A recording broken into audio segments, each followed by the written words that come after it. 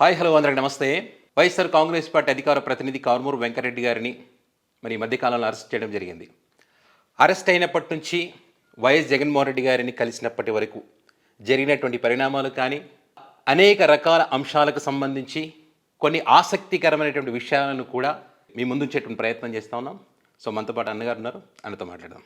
అన్న నమస్తే. అన్న నమస్తే. అన్న సో ఈ మధ్య కూటమి అంటే గతంలో కంటే ఇప్పుడు ఎక్కువగా కారుమూరు వెంకటరెడ్డి గారిని టార్గెట్ చేసింది. అంటే వాళ్ళు చెప్పేది ఏంటంటే నోరు అదుపులో పెట్టుకోకపోతే కూటమి ఏ రకంగా యాక్షన్ తీసుకుంటుందో అనడానికి ఒక ఎగ్జాంపుల్ అని చెప్పి వాళ్ళు చెప్పిన క్రమంలో వాళ్ళు తీసుకున్నటువంటి యాక్షన్కి మీ రియాక్షన్ దిమ్మ తిరిగేలా ఉందని చెప్పి కామెంట్స్ కూడా వినిపిస్తూ ఉన్నాయి. సో ఎందుకు మీరు ఏమైనా కూటమికి సంబంధించి తప్పుగా మాట్లాడారా, లేకపోతే ఇంకేమైనా మాట్లాడారా? సో ఎందుకు మిమ్మల్ని అరెస్ట్ చేయాల్సి వచ్చింది? ఇప్పుడు నన్ను అరెస్ట్ చేసినటువంటి కేసు ఏంటి అని అంటే, తిరుమల పరకామణికి సంబంధించిన దాంట్లో చోరీ జరిగింది. ఆ చోరీలో ఎవరైతే సాక్షిగా ఉన్నటువంటి ఇన్స్పెక్టర్గా ఉన్నటువంటి సతీష్ కుమార్ ఆయన చనిపోవటం జరిగింది. అది ట్రైన్ కింద పడి ఆత్మహత్య చేసుకున్నాడా, హత్య అనేది ఇప్పటివరకు పూర్తి ఆధారాలు లేవు. ఓకే. సో కానీ సిట్ విచారణలో లక్ష్మణ్ రావు అనేటటువంటి ఓ ప్రైవేట్ వ్యక్తి ఆ సిట్ విచారణలో ఉన్నాడు. ఆ సిట్ విచారణలో ఇతన్ని బెదిరించాడు. దీనికి సంబంధించి ఆల్రెడీ పత్రికల్లో వచ్చినటువంటి వార్తల ఆధారంగా రెడ్ బుక్ వేధింపులకి ఒక పోలీస్ అధికారి బలయ్యాడు. ఇది ప్రభుత్వ హత్య అని నేను మాట్లాడాను. అంటే ఏ కారణం చేతి ప్రభుత్వ హత్య అని మీరు చెప్పారన్న అక్కడ? ఇప్పుడు సిట్ అధికారులు విచారణ చేసేటప్పుడు ఎవరు ఉండాలి? సిట్కు సంబంధించినటువంటి ఆ పోలీస్ అధికారులే ఉండాలి. ప్రైవేట్ వ్యక్తి ఇంట్రాగేషన్లో ఎలా ఉంటాడు? Point number 1. రెండోది, అది చోరీ కేసు. ఆ చోరీకి సంబంధించినటువంటి కేసులో ఆల్రెడీ సొత్తు రికవరీ అయింది. ఓకే. సొత్తు రికవరీ అయినప్పుడు లోకాయుక్తలో నార్మల్గానే కొట్టేస్తారు, లీగల్ అయిపోద్ది. ఎందుకు? ఎక్కడన్నా ఒక దొంగతనమో దాని కేసులు ఉన్నప్పుడు సొత్తు రికవరీ కాలేదనుకో కేసు కొట్టే పడదు. అవును. సో సొత్తు రికవరీ అయినప్పుడు ప్రాపర్టీ అనేది రికవరీ అయింది కాబట్టి నార్మల్గానే కేసు అనేది క్యాన్సిల్ అవుతుంది. దాన్ని ఇప్పుడు తిరగదోడి దాన్ని ఇప్పుడు ఏదో వైఎస్ఆర్ కాంగ్రెస్ పార్టీ వాళ్ళు ఉన్నారు, ఏదో చూపించాలి దాని వెనకాలనేటటువంటి ప్రభుత్వం చేస్తూ ఉంది. దానికి సంబంధించినటువంటి వేధింపులకి ఇతను గురి చేశారని ఇతను సన్నిహితుల దగ్గర చెప్పినట్టుగా మనకు ఉన్నటువంటి సమాచారం. అది కూడా పత్రికల్లోనే వచ్చింది. ఓకే. నేను సేమ్ పత్రికల్లో వచ్చిందే మాట్లాడా. ఎందుకంటే సిఐ సతీష్ కుమార్ ఎవరో నాకు తెలియదు, నేను చూడలే అతన్ని. ఆ పరకామన్ చోరీ జరిగింది మనకు తెలియదు. ఇవన్నీ నేను ఒక అధికార ప్రతినిధిగా టీవీలో వచ్చేటటువంటి పత్రికల్లో వచ్చేటటువంటి వార్తల ఆధారంగానే మాట్లాడతాం.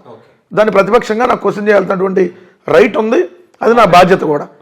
దాన్ని నేను ఇది ప్రభుత్వ హత్య, అతను ఆత్మహత్య చేసుకొని చనిపోయాడు మీ వేధింపుల వల్ల అని నేను క్లియర్గా చెప్పాను. నేను చెప్పింది ఎప్పుడు? ఆ ఇన్సిడెంట్ జరిగిన 2 రోజుల తర్వాత. ఓకే. ఆ ఇన్సిడెంట్ జరిగింది మనకు Bihar election, Jubilee hills election result రోజు అతను చనిపోవడం జరిగింది. నాకు డేట్ గుర్తులేదు కానీ ఆ రోజు.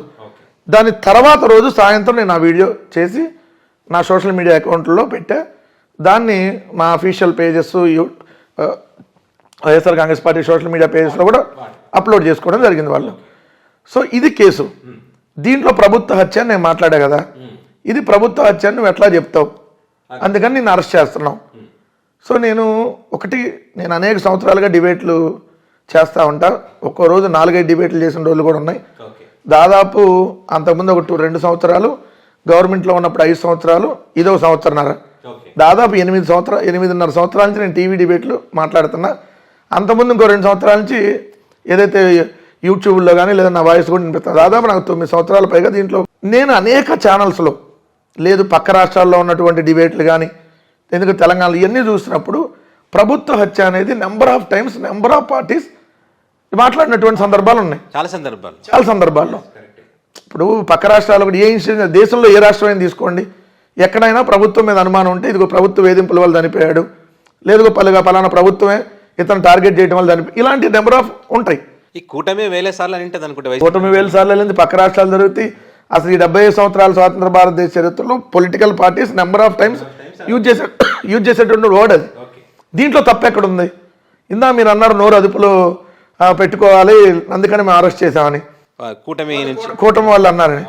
సార్ నేనేమి చెప్పులు చూపించి చెప్పులు తీసుకున్నంత నా డాషులారా పేకలు పిసికి చంపేస్తా, తొక్కి నార తీస్తా అని నేను ఎక్కడా మాట్లాడలా.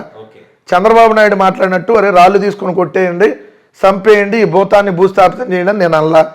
లోకేష్ చెప్పినట్టు కడ్రాయర్ల మీద ఊరేగిస్తా, రెడ్ బుక్లో ఒక్కొక్కటిని తాట తీస్తా అని చెప్పి నేను అనలా. ఓకే, నేను ఎక్కడ తప్పు మాట్లాడాను మీకు చెప్పండి? నా నోరు అదుపులో పెట్టుకో అంటే నేనేమన్నా వాళ్ళ పరుష పద్యాలంతో కొడతా, సంపుతా, పీకుతా, పొడిచేస్తా అంటే నోరు అదుపులో పెట్టుకోమనాలి.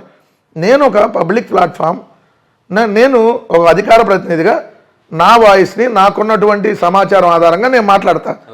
దీన్ని మీరు అందుకని వీడిని అరెస్ట్ చేసామనంటే ఈ కేసు మీద మీరు అరెస్ట్ చేసింది పబ్లిక్కి తెలిసినప్పుడు సానుభూతి వస్తుంది కదా ఖచ్చితంగా. ఎందుకంటే నేను నిజంగా తిట్టో లేదంటే నన్ను చంపుతా అన్నాడు ఒక అతను బోషిడికాయ అని తిట్టాడండి, తెలుగుదేశం అధికార ప్రతినిధి. తెలుగుదేశం వాళ్ళే అతను అసహించుకున్నారు. సో దా విషయంలో అరెస్ట్ చేసిన అక్కడ సానుభూతి రాదు. కానీ నా విషయం దాన్ని మాట్లాడినటువంటి వీడియో మేజిస్ట్రేట్ గారు కూడా తెప్పించుకొని మొత్తం విన్నారు. మీరు నిజం మాట్లాడారు. నేను మాట్లాడినటువంటి వీడియోలో ఎక్కడ పరుష పద్యాలం లేదు. మీ పోలీసులు మీ రెడ్ బుక్ వేధింపుల వల్ల వైఎస్ఆర్ కాంగ్రెస్ పార్టీ కార్యకర్తలే కాదు జర్నలిస్టులు బలవుతున్నారు, అనేక మంది పోలీస్ అధికారులు జైలుకి వెళ్ళారు అని చెప్పి సిఐడి సునీల్ కుమార్ గారి దగ్గర నుంచి నేను ఎవరైతే పోస్టింగ్లు ఇవ్వలేదో అన్నీ కూడా ప్రస్తావించే దాంట్లో. ఓకే, సో పోలీస్ అధికారులు మీరు కూడా రెడ్ బుక్లో బలవుతున్నారు, సతీష్ కుమార్ బలయ్యాడని నేను మాట్లాడా. దీంట్లో తప్పేంటి?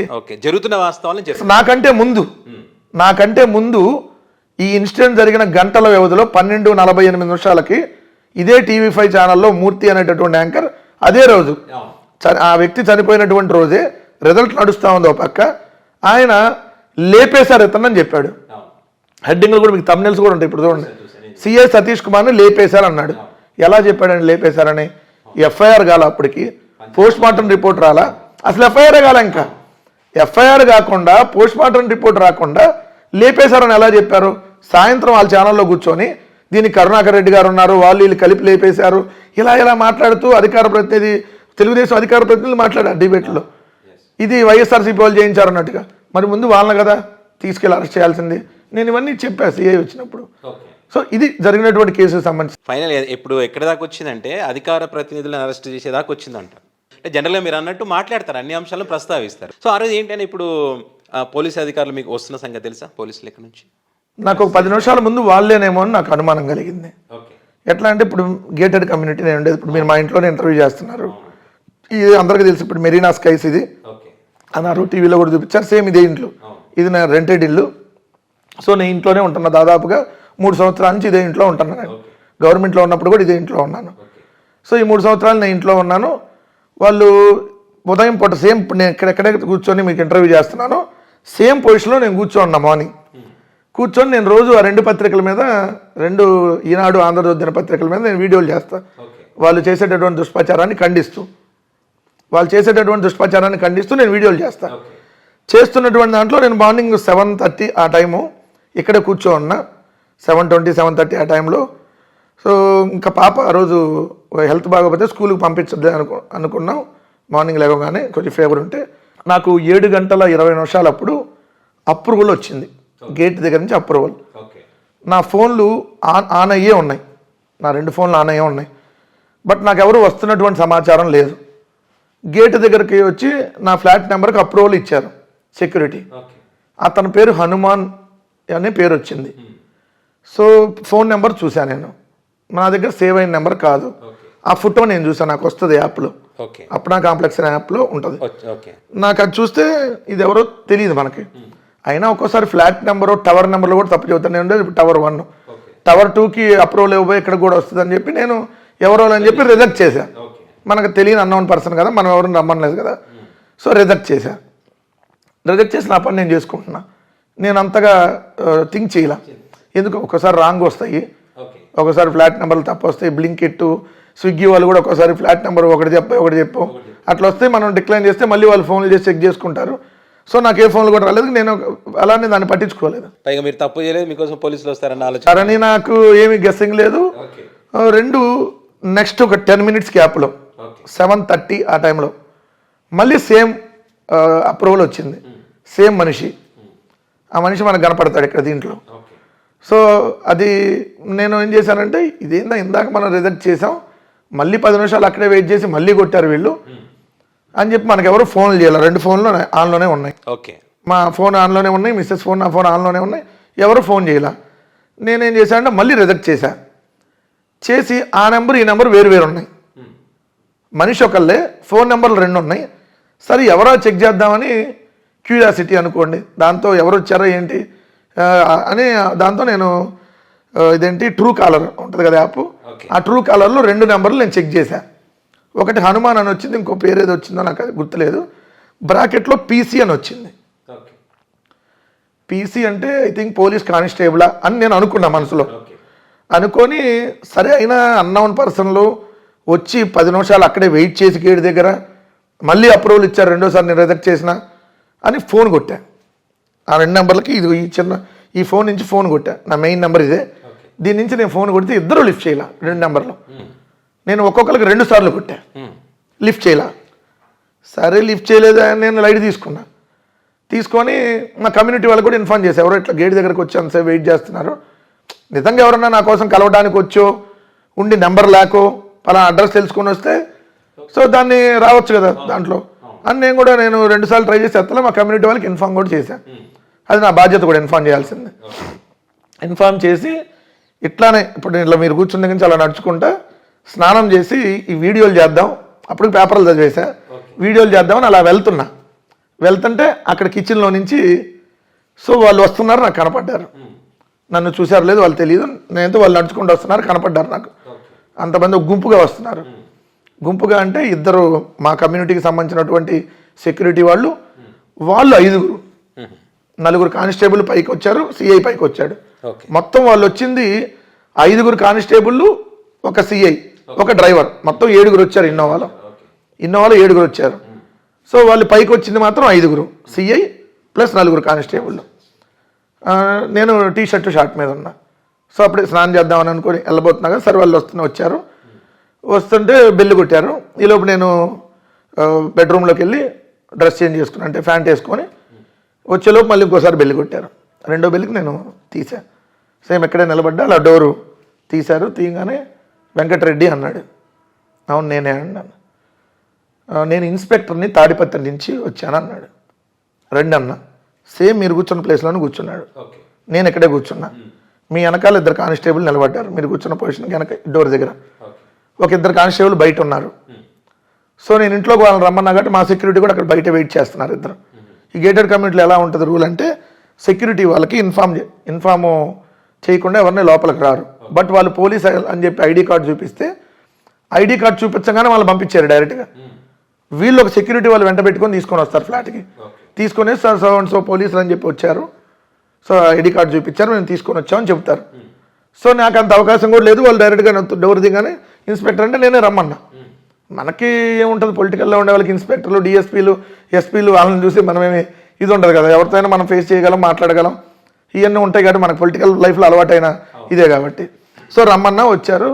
వచ్చిన తర్వాత మీరు కారుమూరి వెంకటరెడ్డి అధికార ప్రతినిధిగా అన్నాడు కూర్చొని. ఇలా నేను ఇలానే కూర్చొని అవునండి అన్న.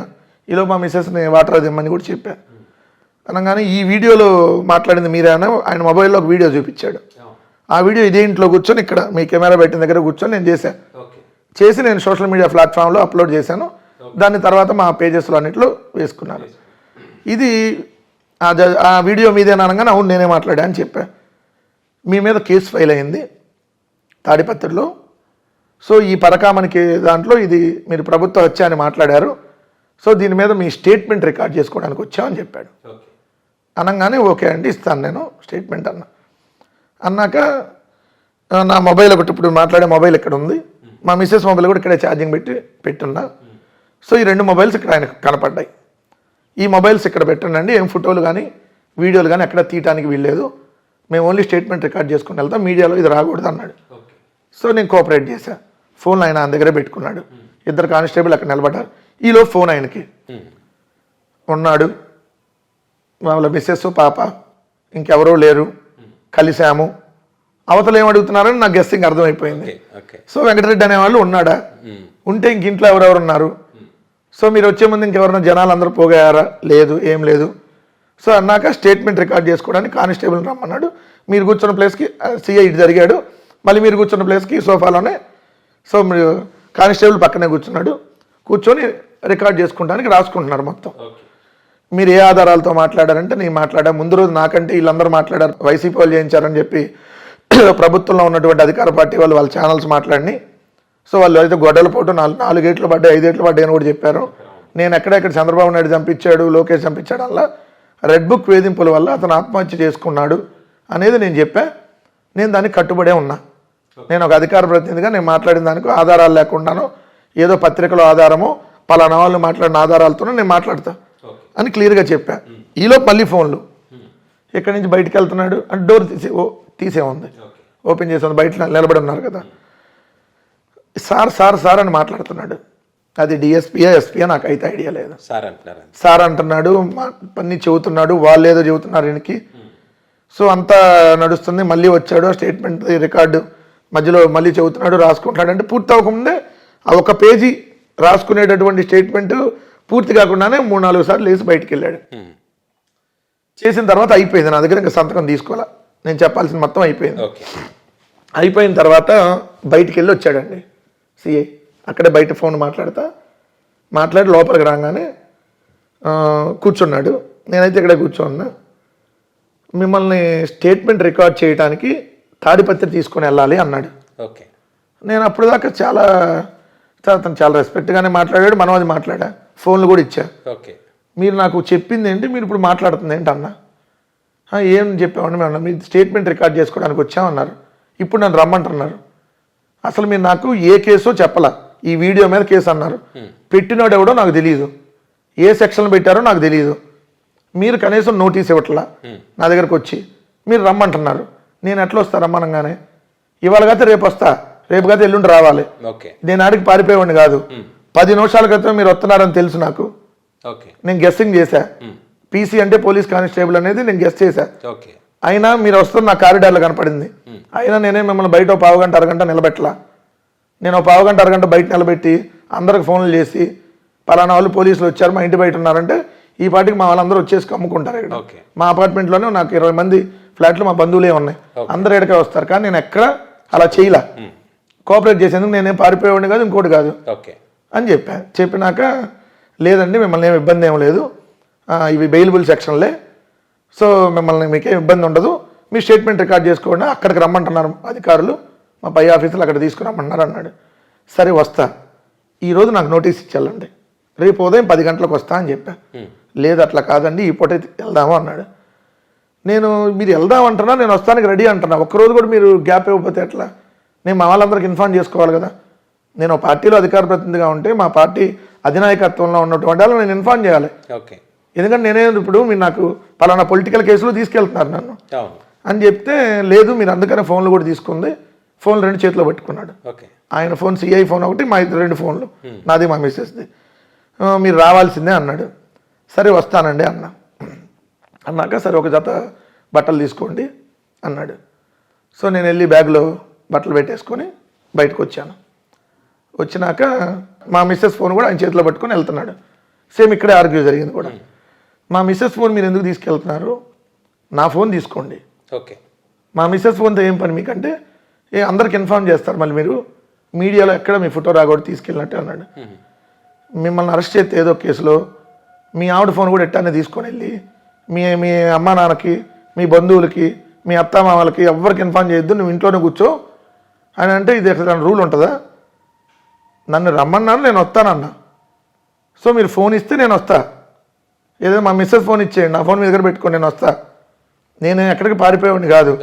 నేను క్లియర్గా నేను కానీ మిమ్మల్ని ఆపాలి అంటే బయట ఆపుతా, లేదంటే అసలు నేను మీకు కనపడకూడదు అని అనుకుంటే నా ఫోన్ ఇంట్లోనే పడేసి నేను ఇక్కడ ఏ ఫ్లాట్లో ఉన్నా కూడా మీకు తెలియదు. 1400 ఫ్లాట్లు ఉన్నాయి ఇక్కడ. నేను ఎక్కడ అట్లా చెయ్యను కూడా. ఇవాళ కాదు ఈ కేసు కాకపోతే ఇంకో కేసు కాదు ఇంకో కేసు. నేను ఆల్రెడీ మెంటల్గా ఎప్పుడో ఫిక్స్ అయ్యా. నాకు ఈ గవర్నమెంట్ వచ్చినాక 4 రోజులకు నా మీద కేసు పెట్టారు. ఇదే చెప్పాను నేను సిఐకి. 4వ తారీఖు రిజల్ట్ వస్తే 7వ తారీఖు ఎఫ్ఐఆర్ కట్టారు. 9వ తారీఖు పోలీసులు ఒంగోలు నుంచి హైదరాబాద్ వచ్చారు, వాళ్ళు వస్తున్నారని నాకు చెప్పారు. చెబితే నేను ఉంటానని చెప్పా, వాళ్ళకి ఇక్కడ సహకరించా. మళ్ళీ నేను తర్వాత ఒంగోలు స్టేషన్ వెళ్ళి తెచ్చుకున్నా. మరి పోలీసు వాళ్ళు నాకు ఫోన్ చేసినప్పుడు నేను ఫోన్ ఇంట్లో పడేసి వెళ్ళిపోవచ్చు. ఆ రోజు నేను అట్లా చేయాలి, ఈ రోజు కూడా చేయాలి, రేపు కూడా చేయను అని చెప్పా అని నేను ఆర్గ్యూ చేసినాక ఫోన్ ఇచ్చేసాడు. సో ఇక్కడ తీసుకొని వెళ్ళారు. కిందకి రాగానే ఇన్నోవా ప్రైవేట్ వెహికల్, వీళ్ళందరూ వచ్చింది కూడా ప్రైవేట్ డ్రెస్సులోనే, పోలీస్ వెహికల్ కాదు, ఒక్కళ్ళు కూడా పోలీస్ డ్రెస్లో రాలేదు. నేను కారు ఎక్కించుకున్నాక ఈలోపు మా మిస్సెస్ ఫోన్ చేసి చెప్పింది మా అపార్ట్మెంట్లో ఉండే వాళ్ళకి, నరేందర్ రెడ్డి అని మా ఫ్రెండే, నరేంద్ర ఈలోపు టవర్ 2లో ఉంటాడు, వచ్చేసాడు కిందకి. మేము కారులో ఉన్నా, నన్ను వెనక సీట్లో కూర్చోబెట్టారు. ఇన్నోవాలో 3వ సీట్లో, యాక్చువల్గా మధ్య సీట్లో కూర్చోబెట్టాలి నన్ను, ఓకే. రూల్స్ అయితే. నన్ను లాస్ట్ సీట్లో కూర్చోబెట్టి నా పక్కన కానిస్టేబుల్, ఈ పక్కన కానిస్టేబుల్, ఇన్నోవా 8 మంది, 8 మందిలో నేను లాస్ట్ సీట్ 3వ రోలో ఓకే మధ్యలో కూర్చోబెట్టారు నన్ను.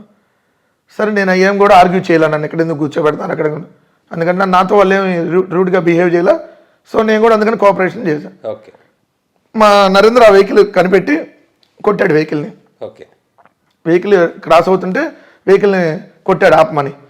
నేనే వద్దన్నా, ఎందుకంటే వాళ్ళు ఉల్టా కేసు పెడతారు, వెహికల్ మీద దాడి చేశారు, పోలీసుల మీద ఉల్టా కేసు పెడతారు. కాబట్టి నేను ఆపదలేండి, మా ఫ్రెండే నన్ను చూసి వచ్చి ఉంటాడులే అని నేను పానీమని చెప్పాను. లేదంటే ఆర్గ్యూ చేసి మా మీద దాడి చేశారని ఉల్టా కూడా కేసు పెట్టడానికి అవకాశం ఉంటుంది. 2 సీసీ కెమెరాలు అన్నీ కూడా ఉన్నాయి కాబట్టి. సో ఇవన్నీ నేను గమనించి సరే నేను ప్రిపేర్ అయ్యా కాబట్టి వెళ్ళే మధ్యలో దారిలో వాళ్ళు ఒక హోటల్ రూమ్లో ఎర్లీ మార్నింగ్ ఫ్రెష్ అయ్యారు. ఓకే. అంటే వాళ్ళు రాత్రి ఎఫ్ఐఆర్ కట్టింది 7:30కి, 7:30కి తాడిపత్రి నుంచి బయలుదేరారు. బయలుదేరి వచ్చారు. తెల్లవారుజామున నాకు తెలిసి 3 4 వచ్చింటారు, లేదా 5 వచ్చారు. ఫ్రెష్ అయ్యి ఇమీడియట్గా నా దగ్గరకు వచ్చేసారు 7:30 కల్లా కమ్యూనిటీ దగ్గరికి. 7:30 కల్లా కమ్యూనిటీ దగ్గరకు వచ్చారు. రిటర్న్లో లగేజ్ తీసుకోవడానికి ఆ హోటల్ దగ్గర ఆపారు. అది యూసఫ్గూడ రత్నదీప్ సూపర్ మార్కెట్ దగ్గర ఒక ఏదైతే హోటల్ రూము. సో అక్కడ ఆపారు. వాళ్ళు కానిస్టేబుల్ ఒక 2 కారులోనే ఉన్నారు, ఒకళ్ళు బయట నిలబడ్డారు. మిగిలిన వాళ్ళు వెళ్ళి లగేజ్ తెచ్చుకున్నారు. అందరూ తెచ్చుకొని బయలుదేరాం. అక్కడి నుంచి బయలుదేరంగానే ఆయనకు ఫోను సిఐకి, నేను మీడియాలో ఎక్కడ రావద్దంటే, ఇంకా మీడియాలో అప్పుడే వచ్చేసింది, మీరు బయలుదేర గంట కూడా కాలేదు అప్పుడే మీడియాలో వచ్చేసింది అంటే అతను చెప్తున్నాడు, ఆ సీసీ ఫుటేజ్ కమ్యూనిటీకి వస్తారు, గేటెడ్ కమ్యూనిటీ. సో అది సీసీ ఫుటేజ్ కమ్యూనిటీలో ఉంటుంది కదా, అవి మనం అరేంజ్ చేయలేం కదా, తీయలేం కదా అని. సో వాళ్ళు ఏంది అసలు నన్ను తీసుకెళ్తున్నట్టు మీడియాలో ఎక్కడ రానియకూడదు, ఇది సాయంత్రం దాకా ఎక్కడ తీసుకెళ్ళామో తెలియకూడదు, తీసుకెళ్ళామనడానికి ఎక్కడ ఫోటో కానీ వీడియో కానీ ఉండకూడదు, అందుకని తెలివిగా ముందే ఫోన్లు. నాకు అర్థమైంది. సరే దారిలో పావు గంటకి అరగంటకి ఫోన్లు కొడతా ఉంటాడు పై అధికారి, ఎవరు చేస్తారో మనకు తెలియదు. ఆయన సార్ అంటాడు, మధ్యలో దిగి పక్కెళ్ళి మాట్లాడతాడు, కారు ఆపి, కారులో మాట్లాడకూడదు కదా కొన్ని. సో అంతా సీక్రెట్గా మెయింటైన్ చేసుకుంటూ వచ్చారు. సరే మధ్యలో దారిలో టిఫిన్ ఆపారు, నన్ను కారులోనే కూర్చోబెట్టారు, నాకు కూడా టిఫిన్ కారులోనే ఇచ్చారు. తర్వాత మధ్యాహ్నం లంచ్ టైంకి లంచ్ నన్ను అడిగారు, వద్దన్నా నేను. సో లంచ్ వద్దంటే కార్డ్ రైస్ అని తిను అదే అని చెప్పి అన్నారు. మర్యాదగా చూసారు అంతవరకు, ఎందుకంటే మనం ఉన్న ఫ్యాక్ట్ చెప్తున్నాం. నిజంగా ఇబ్బంది పెట్టుంటే ఇబ్బంది చెప్తా, వాళ్ళు చేసిన తప్పులు కూడా మళ్ళీ చెబుతాయి ఇదే దీంట్లో కూడా. సో మనం ఎక్కడ అబద్ధాలు చెప్పి వాళ్ళని ఇది చేశారు, రేపు వాళ్ళు నిజంగా చేస్తే చేశారని చెప్తారు. రేపు ఈ కేసులో అయితే నన్ను ఏమి వాళ్ళు ఇబ్బంది పెట్టలేదు, పోలీసులు అయితే వాళ్ళకి డైరెక్షన్ లేదండి. ఇప్పుడు ఒకటి గుర్తుపెట్టుకోవాల్సింది ఏంటంటే, వైఎస్ఆర్ కాంగ్రెస్ పార్టీ వాళ్ళ మీద ఏ కేసు పెట్టినా సిఐ ఎస్ఐకి తెలియదు, పైనుంచి చెబుతారు, వీళ్ళు ఏంటంటే బొమ్మల్లాగా పనిచేస్తారు అంతే. ఇది క్లియర్గా తెలుసుకోవాల్సినటువంటి అంశం. నేను నా ఎక్స్పీరియన్స్లో నాకు తెలియంది. సో దారిలో మాట్లాడుతున్నాడు. సరే దాదాపుగా 3 ఆ సమయం అయినట్టుంది. ఆ సమయంలో ఫోన్లు వచ్చినాయి ఈయనకి. తాడిపత్రిలో దాదాపుగా వైఎస్ఆర్ కాంగ్రెస్ పార్టీ శ్రేణులు 1000 నుంచి 1500 మంది పోగా ఉన్నారు. తెలుగుదేశం వాళ్ళు కూడా మొబైలైజ్ అయ్యేటటువంటి సిచ్యువేషన్స్ కనపడుతున్నాయి.